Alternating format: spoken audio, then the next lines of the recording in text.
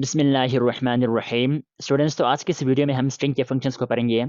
तो इसके लिए मैंने डेव सी प्लस प्लस की आईडी में कुछ प्रोग्राम्स पहले से ही टाइप और सेव कर रखा है। तो आइए इस क्वेश्चन से कोडिंग समझते हैं।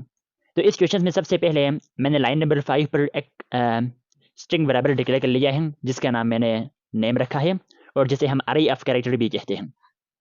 उसके बाद लाइन नंबर 6 पर मैंने सिंपल सी आउट के जरिए यूजर्स के लिए एक मैसेज प्रोवाइड किया, एंटर यूजर नेम। अब यूजर जो भी नेम देंगे वो मैं सी इन ऑब्जेक्ट के जरिए नेम नामी अरे स्ट्रिंग के वेरिएबल में स्टोर कर रहा हूँ। और उसके बाद यूजर जो भी नेम इंटर करेंगे वो नेम वेरिएबल में स्टोर हो जाएगा। होने के बाद लाइन नंबर 8 की वजह से वो स्क्रीन पर शो होगा, लेकिन उससे पहले यूजर नेम इस ये स्ट्रिंग स्क्रीन पर डिस्प्ले होगा। डिस्प्ले होने के बाद नेम वेरिएबल में यूजर ने जो नेम इंटर किया है वो डिस्प्ले होगा। तो मैं इस प्रोग्राम को पहले से ही सेव कर लिया है। अब मैं इस प्रोग्राम को कंपाइल रन करता हूँ। तो स्टूडेंट्स आप देख सकते हैं एंटर यूर नेम। अब मैं इसे दूंगा मोहसिन एजाज और जो ही मैं एंटर की प्रेस करता हूं तो स्टूडेंट्स आप देख सकते हैं यूर नेम इस ये स्क्रीन पर आ चुका है। उसके बाद सिर्फ मोहसिन ही आ चुका है। मीन्स स्पेस के बाद मैंने जो एजाज लिखा है वो स्क्रीन पर शो नहीं हुआ है। It means see in object को हमने अपने प्रोग्राम इस्तेमाल कर लिया है। सी इन जब हम अपने प्रोग्राम इस्तेमाल कर लेते हैं तो वो स्पेस को रीड नहीं करता। तो स्पेस के बाद जो भी वर्ड्स लिखेंगे, जो भी नेम आ जाएंगे वो शो नहीं होगा। स्पेस को सी इन ऑब्जेक्ट से रीड नहीं करता। तो मैंने एक और प्रोग्राम लिखा हुआ है, तो यहाँ पर मैं इसमें प्रोग्राम में जाता हूँ। तो इस प्रोग्राम में मैंने सिंपल वही प्रोग्राम ही है, लेकिन थोड़ा सा डिफरेंस है। अब देखो लाइन नंबर 6 पर मैंने वही नेम रखा है, स्ट्रिंग के नेम। और स्ट्रिंग के नेम ही मैंने रखा है, स्ट्रिंग वेरिएबल के नेम। और लाइन नंबर 7 पर मैंने सी आउट ऑब्जेक्ट के जरिए यूजर के लिए मैसेज प्रोवाइड किया, एंटर यूर नेम। अब यूजर जो भी देंगे वो मैं cin dot getline functions को इस्तेमाल कर रहा हूँ। तो इस फंक्शंस में दो आर्गूमेंट होते हैं, ये फर्स्ट आर्गूमेंट है और ये सेकंड आर्गूमेंट है।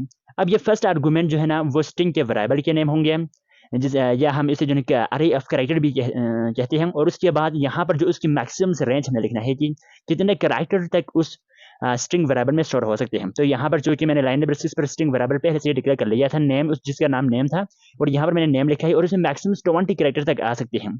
तो cin dot getline function जो है ना वो स्पेस को भी रेट करता है। स्पेस के बाद आप जो उसके बाद भी जो नेम्स देंगे वो भी स्क्रीन पर शो होगा जब हम अगर हम सेव कर ले तो। उसके बाद अगर यूजर ने जो भी स्ट्रिंग देंगे वो नेम में तो स्टोर होंगे, जो कि एक स्ट्रिंग वेरिएबल है, और उसमें 20 कैरेक्टर तक आ सकते हैं। 20 कैरेक्टर तक यूजर जो है वो कैरेक्टर दे सकते हैं, मीन्स उसमें ब्लैंक स्पेस भी इंक्लूड है। उसके बाद लाइन नंबर 9 पर मैंने सिंपल सी आउट किया है, यूर नेम इस ये स्ट्रिंग स्क्रीन पर डिस्प्ले होगा। डिस्प्ले होने के बाद मैं नेम नामी स्ट्रिंग वेरिएबल को डिस्प्ले कर रहा हूँ, तो उसके अंदर जो वैल्यू स्टोर हो चुका है वो स्क्रीन पर डिस्प्ले होगा। तो इस प्रोग्राम को मैं कंपाइल रन करता हूँ। स्टूडेंट्स आप देख सकते हैं एंटर यूर नेम। अब की बार मैं वही नेम दूंगा, मोहसिन एजाज।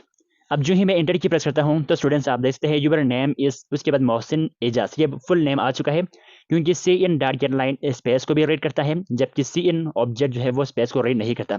हम अपने प्रोग्राम में सी इन ऑब्जेक्ट को अगर हम इस्तेमाल करना हो तो इसके लिए प्रोग्राम के टॉप पर कोई सेपरेट हेडर फाइल्स इंक्लूड करना नहीं पड़ता है। जबकि हम अपने प्रोग्राम में cin dot gate line को इस्तेमाल करना हो तो इसके लिए प्रोग्राम के टॉप पर स्ट्रिंग डॉट एच ये हेडर फाइल्स इंक्लूड करना पड़ता है।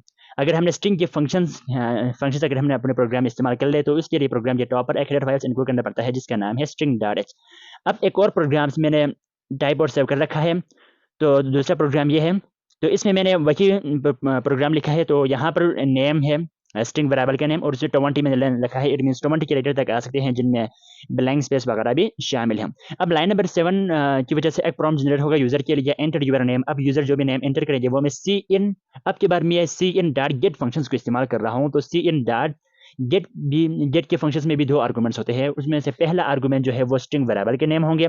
उसके बाद दूसरा आर्गुमेंट जो है ना इस यहाँ पर मैक्सिमम से वैल्यू आ जाएंगे, यहाँ पर इंटीजर्स वैल्यू आएंगे, हमने इसमें मैक्सिमम से वैल्यू यहाँ पर शो करना है। तो यहाँ पर मैंने 20 लिखा है। इट मींस नेम नामी स्ट्रिंग वेरिएबल में 20 कैरेक्टर तक आ सकते हैं। तो उसमें जो है ना वो सिर्फ अल्फाबेट्स भी हो सकते हैं, कोई डिजिट्स भी हो सकते हैं, या इवन ब्लैंक स्पेस भी शामिल हो सकते हैं।